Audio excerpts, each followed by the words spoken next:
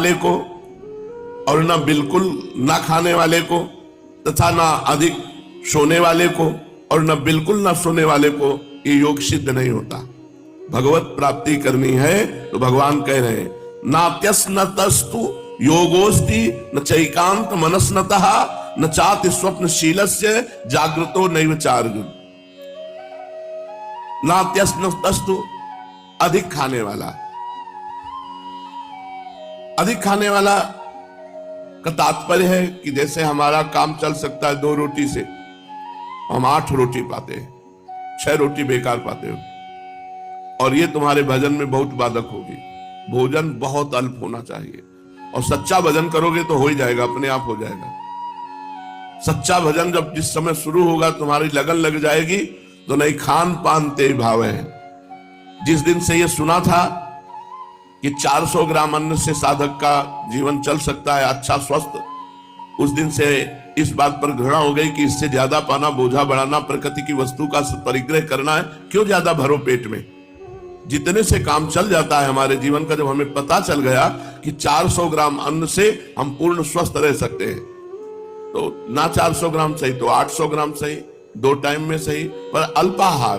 भगवान कह रहे नात्यस नस्तस्तु योगोस्ति, अधिक खाने वाले को योग सिद्ध नहीं होता। अन्न अधिक खाने से या भूख से ज्यादा खाने से प्यास लगती है, और पानी ज्यादा पीने से और अन्न ज्यादा हो जाने से पेट भारी वजन वाला हो जाता है, और पेट बोझिल होने से शरीर में आलस्य और प्रमाद छाता है। बस भजन में मन बिल्कुल नहीं लगता। ये ध्यान दो, अपने लोग भगवत प्राप्ति के लिए आए हैं, जितने कम से काम चल जाए, बहुत कम भी नहीं। भगवान मना करते हैं कि बिल्कुल ना खाने वाले को कभी भोजन ही छोड़ देते हैं, योग सिद्ध नहीं होगा। उचित भगवान कह रहे जो ज्यादा खाता है उसे पानी अधिक पीना पड़ता है, और भोजन और पानी दोनों होने से पेट में बोझा। भोजन इतना पाना चाहिए कि ऐसा लगे ही नहीं कि हमने पाया है, बस इतना भोजन पाना चाहिए। 1 रोटी, 2 रोटी, 2.5 रोटी। 18 घंटे पद्मासन में बैठते थे उड़िया बाबा, और 1 कवल अन्न पाते थे। परमात्मा प्राप्ति ऐसे थोड़ी होती है कि खूब हलवा पूड़ी गुलाब जामुन रसगुल्ला को खाए और बस खूब बैठाए और आराम से परे घूम रहे हैं और तुम्हारे लिए विमान आ गया, आओ वैकुंठ चलो चलो परम पद। ऐसा नहीं है। जब तक आप संसार राग से रहित नहीं होते, संपूर्ण संसार राग से, तब तक भगवत प्राप्ति असंभव है। जो अधिक भोजन कर लेता है उससे साधन भजन जप ध्यान ये हो ही नहीं सकता, नहीं हो सकता, पक्की बात है। वो भोजन पचाने में सारी ऊर्जा शक्ति लग जाती है और बार बार मन पेट के बोझा में जाता है। ना तो सुखपूर्वक बैठ सकता है ना सुखपूर्वक लेट सकता है, क्योंकि दबा के पा लिया, पेट में जगह तो है नहीं। चलने फिरने का भी मन नहीं होता। अजीर्ण होने से शरीर में रोग पैदा, इसलिए अधिक खाने वाले पुरुष को योग सिद्ध नहीं होता। न चैकांत मनस्नतः, ऐसे ही बिल्कुल ना खाने वाले को योग सिद्ध नहीं होता। कारण उचित भोजन न करने से मन में बार बार भोजन का चिंतन होता है, शरीर में शक्ति कम हो जाती है, मांस मज्जा आदि सूख जाते हैं, शरीर शिथिल हो जाता है, चलना फिरना कठिन हो जाता है, बस पड़े रहने का मन करता है, न भजन का मन, न ध्यान का मन, न आसन में बैठने का मन। तो बैठ करके आनंद पूर्वक भजन करना, पाठ करना, प्रभु का चिंतन करना, ये नहीं हो सकता जो भोजन बिल्कुल नहीं करता। करना चाहिए। दिखावे के लिए तो कुछ होना ही नहीं चाहिए परमार्थ में। या वो ढिंडोरा पीट रहा है, मान लो साधक के, हम तो केवल फल पे रह रहे, हम तो केवल जल पे रह रहे, ये क्या नाटक है? किसको दिखा रहे हो? किसको बता रहे हो कि तुम इतने दिनों से केवल जल? कितने पशु पक्षी है जलचर जो केवल जल पी के रहते तो भगवत प्राप्ति हो जाती है क्या उनको? कितने फलाहार करते हैं पक्षी, क्या उनको भगवत प्राप्ति हो जाती है? कितने मिट्टी खा के रहते हैं, क्या उनको भगवत प्राप्ति हो जाती है? ये विचार करो। इन सब संयमनों का कारण है निरंतर परमात्म चिंतन। न चाहते स्वप्नशील से, और जिसका ज्यादा सोने का स्वभाव होता है उसको भी योग सिद्ध नहीं होता। योग माने भजन। भगवान का चिंतन। कारण ज्यादा सोने से स्वभाव बिगड़ जाता है, प्रमाद आता है, स्वास्थ्य ठीक नहीं रहता, प्रमाद स्थिति रहती। 4 घंटे, 5 घंटे, 6 घंटे, बहुत बहुत 7 घंटे, अगर बहुत मेहनत करने वाला साधक है तो 7 घंटे, इससे ज्यादा तो सोना ही नहीं चाहिए। सोना बहुत हानिकारक है। पड़े रहने में उसको सुख लगता है, जिसको बहुत सोने का स्वभाव होता है पड़े रहने में सुख लगता है, उसे बैठने तक का आलस्य प्रमाद इतना बढ़ जाता है कि मन नहीं करता बैठने तक का। ज्यादा लेटे रहने से गाढ़ नींद भी नहीं आती, गाढ़ नींद न आने से स्वप्न आते हैं, संकल्प विकल्प होते रहते हैं, शरीर में आलस्य भरा रहता है, आलस्य के कारण बैठने में कठिनाई होती, अतः वो भजन का अभ्यास नहीं कर सकता। इसलिए एक टाइम रखो सोने का, अधिक भोजन नहीं, कम भोजन नहीं, उचित भोजन, जिसमें तुम्हारी भूख मिट जाए और कुछ भूख बनी रहे, इतना कि हमें अन्न का चिंतन न हो, भोजन का चिंतन न हो। अब भगवान नींद के लिए कह रहे हैं, एक नियम रखो, 3 घंटे, 4 घंटे, 5 घंटे चयन कर लो और घड़ी से देख करके केवल उतना ही नींद लो, इसके बाद नहीं। जब पड़ गए तो घंटे बज रहे हैं, बैठे हैं तो सो रहे हैं। कुछ जन तो ऐसे हैं पूछो मत, उनसे पूछा आप कितना सो सकते हैं, बोले बस खाने भर के लिए समय मिल जाए, वो कहा बराबर सो सकते हैं। तो हमने कहा आपका कुंभकर्ण के परिवार में जन्म होना चाहिए। अरे भाई, नींद कोई सुख है क्या? समय बर्बाद करना है। जग करके भगवान का चिंतन कर रहे हो तो तुम्हारा समय सार्थक है। अगर सो करके नींद में पूरा समय जा रहा है, जीवन बर्बाद। बहुत से जीव ऐसे हैं, बिल्कुल जीवन बर्बाद हो रहा है। केवल रुपया कमाना, केवल भोग भोगना, खा पी लेना, भोग भोगना, सो जाना, फिर यही करना, ना कोई राम, ना कोई कृष्ण, ना कोई हरि, ना कोई परलोक की बात, ना कोई भजन की बात, केवल पशुवत जीवन। इसलिए भगवान मना कर रहे हैं, अधिक सोना भी नहीं। जागृतो नहीं विचार अर्जुन, हे अर्जुन, अधिक जागने से भी सिद्धि नहीं मिलती, सोना भी चाहिए। भगवान देखो, भगवान बोल रहे हैं, ना भूखे रहने से काम बनेगा, ना छके रहने से काम बनेगा। बीच में रहो, न छको न भूखे रहो। ना अधिक सोने से काम बनेगा, ना बिल्कुल सोने से काम बनेगा। बिल्कुल ना सो तो भी काम नहीं बनेगा। बिल्कुल ना सोने से योग की सिद्धि हो नहीं सकती, क्योंकि आवश्यक नींद ना लेकर अधिक जगने से बैठने पर नींद सताएगी, जिससे वो भजन का अभ्यास नहीं कर सकेगा। मनुष्यों को भी कभी सत्संग का, सात्विक गहरी बातों का, भगवान की कथा का, भक्तों के चरित्रों का प्रसंग छिड़ जाता है तो वो सुनते हुए जब रस आनंद आता है तो उनको नींद आ जाती है,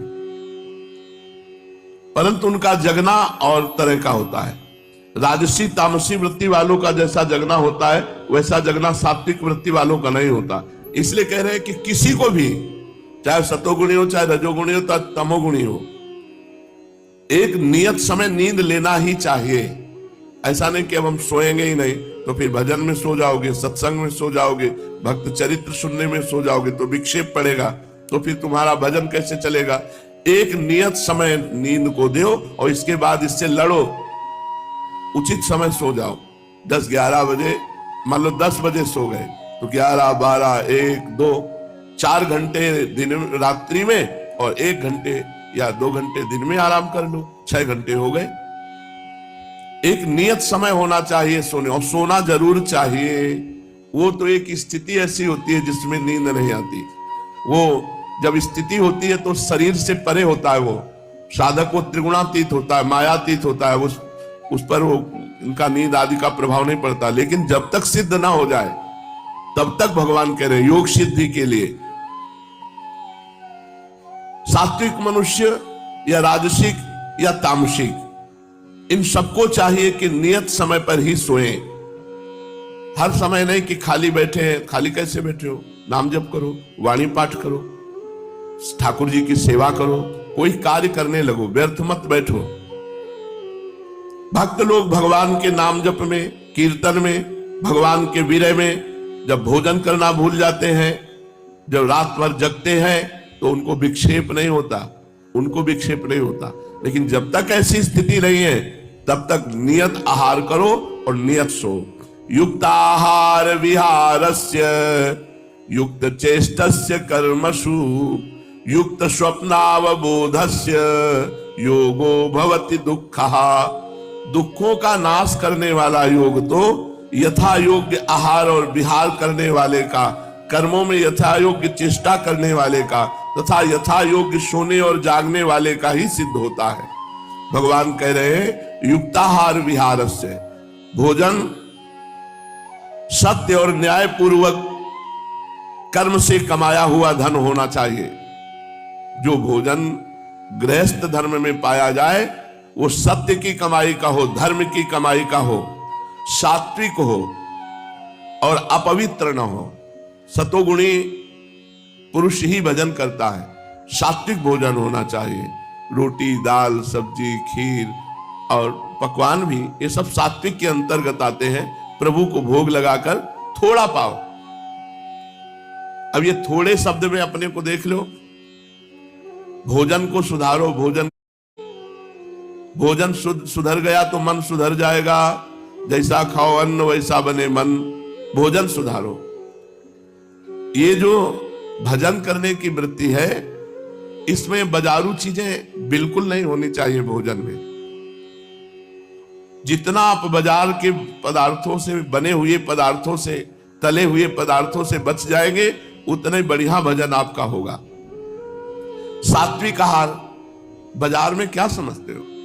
चाहे जहां जो वस्तुएं बनती हो उनमें कोई पवित्रता का प्रमाण नहीं है, और अपवित्र भोजन पाकर भजन करोगे, हमारी तो समझ में नहीं आता। भगवान की कृपा से देहात में पैदा हुए तो आज तक ये पिज्जा, बर्गर और ये सैंडविच, इनका तो कोई मतलब है समझ में नहीं आया। मतलब समझ में आता है 1 किलो माठा और 2-4 रोटी उसमें मीस करके बढ़िया खाओ, या तो आधा कटोरी दाल हो गई, 4 रोटी हो गई और शाम के आधा लीटर दूध हो गया, पर्याप्त हो गया। दाल अच्छी या सब्जी एक अच्छी बन जाए, बस उसी से 2 रोटी 4 रोटी पालो, हो गया। थोड़ा मीठा ले लो, एक कवल मीठा ले लो, जिससे तुम्हारे शरीर की शुगर भी पर्याप्त बनी रहे। अब 1 कवल से तो मतलब नहीं है, अधिक मीठा पाओगे दबा के लड्डू पूड़ी तो फिर भजन नहीं होगा। क्या है, 6 घंटे बाद मल बन गया, चाहे जो कुछ खाओ। ये चीजें तो पानी ही नहीं चाहिए, बाजार की चीजें नहीं पानी चाहिए। तुम्हारे मन को काम क्रोध आदि की तरफ ये प्रेरित करेंगे, इनको मत खाओ। ये जहर है हम भगवत भाव के लिए। जैसे बाहरी चीजें बनी हुई पाओगे तो ये जहर का मतलब ये विषय वासना बढ़ाएंगी। जो विषय वासना बढ़ाए वो साधक को मार दे तो जहर तो हुआ, साधक की सतोगुणी भावना मर गई तो जहर ही तो हुआ। तो युक्ताहार विहार से, गृहस्थ का साधक को चाहिए कि सत्य और धर्म की कमाई से अपना उदर पोषण करे। भोजन सात्विक हो, अपवित्र ना हो। अब बाजार का हर भोजन अपवित्र मिलेगा। वो नहा धो के चंदन तिलक लगा के भगवान नाम जप करते हुए बनाते हैं क्या? अरे उनके बनाने की प्रक्रिया देख लो, अलग अलग प्रकार के हैं। कहाँ खजुआ रहे हैं, कहाँ छू रहे हैं, और फिर उसी से रोटी सेक रहे हैं। और आके जब सामने मेज पे आई तो कुरकुराहट है, बोले बड़ी टेस्टी है। उनको मजा भी तभी आता है गंदगी वाला। 5 दिन की उबली हुई दाल रखी, तुरंत फ्राई करके दिया, क्या बात है।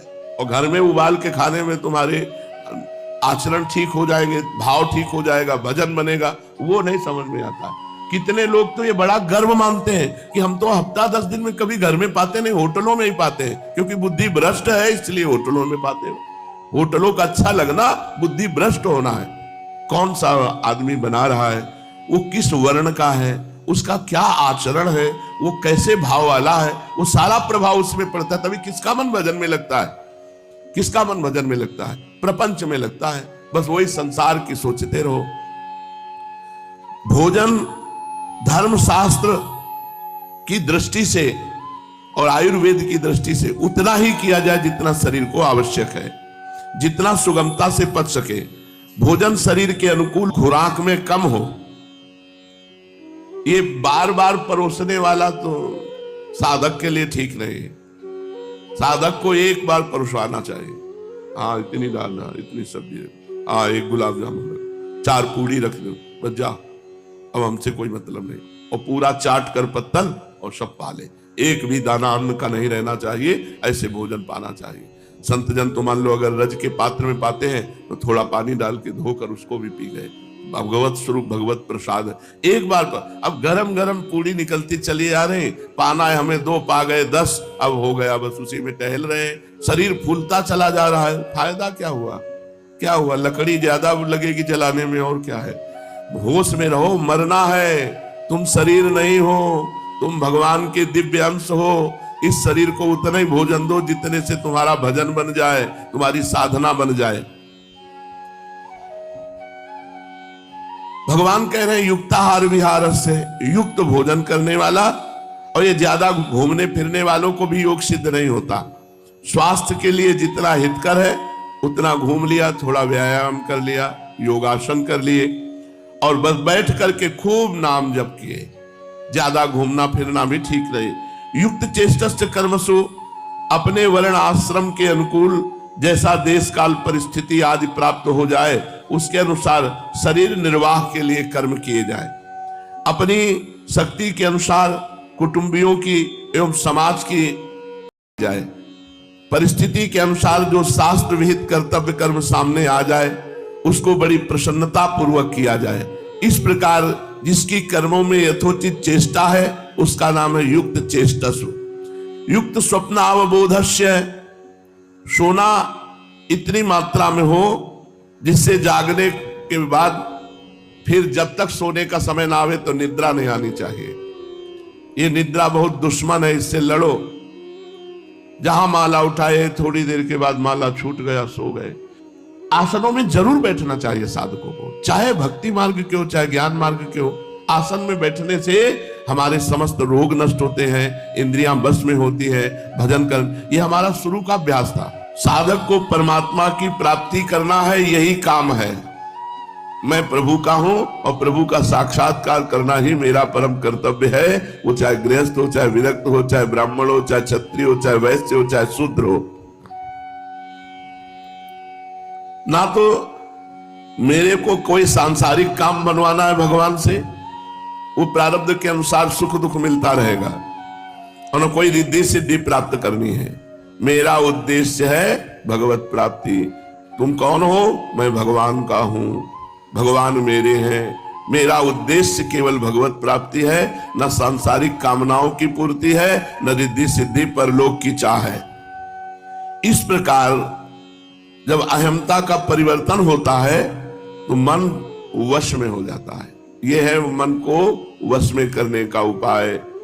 मैं भगवान का, भगवान मेरे, मेरे को कोई भगवान से सांसारिक वस्तु की चाह नहीं, कोई परिस्थिति का परिवर्तन नहीं, कोई रिद्धि सिद्धि नहीं, केवल भगवान चाहिए। भगवान जिसका ये लक्ष्य होता है उसका मन उसके वश में हो जाता है। क्योंकि जहां अहमता होती है वहां ही अंतःकरण और बहिकरण स्वाभाविक लग जाता है। जहां हमारा अहम जुड़ता है, ये मेरे अमुक, ये मेरे अमुक, ये मेरा, वही वही मन भागता है। अगर अहम जुड़ गया मैं भगवान का, भगवान मेरे, प्रभु मेरे, तो प्रभु में ही बार बार मन जाएगा। क्योंकि जहां अपनापन है वही मन जाता है। युंजन एवं सदात्मानम, जो युंजन आत्मानम का तात्पर्य है मन को संसार से हटा करके प्रभु में लगाना, बार बार लगाना। जहां जहां मन जाए वहां वहां से हटा करके प्रभु के नाम रूप लीला धाम में लगाओ। तो ये योग है। युंजन आत्मानम, ये योग है। जहां जहां मन जाए, मन को जाना स्वाभाविक है, बहुत जन्मों से भाग रहा है। जो जिस वस्तु व्यक्ति स्थान में हमारा मन जाए वहां से तत्काल हटाकर भगवान में लगाना। सदा का तात्पर्य है प्रतिदिन नियमित रूप से ये अभ्यास करना है। प्रतिदिन प्रतिपल जहां मन भागे वहां से मन को हटाकर प्रभु में लगाना है। साधक अभ्यास कभी किया कभी छोड़ दिया, ऐसा कभी सिद्ध नहीं हो सकता, परिपक्व नहीं हो सकता। परिपक्व वही है जो सदा नित्य नियम पूर्वक प्रतिपल जहां जहां मन जाए उसको हटाकर परमात्मा में लगाते रहे, जब तक वो तुम्हारे अधीन ना हो जाए। और जब वो अधीन हो गया तो परमात्मा स्वरूप हो गया। अब उसे हटाना नहीं पड़ेगा। अब वो मन नहीं रहा, अब वो मन भगवत स्वरूप हो गया।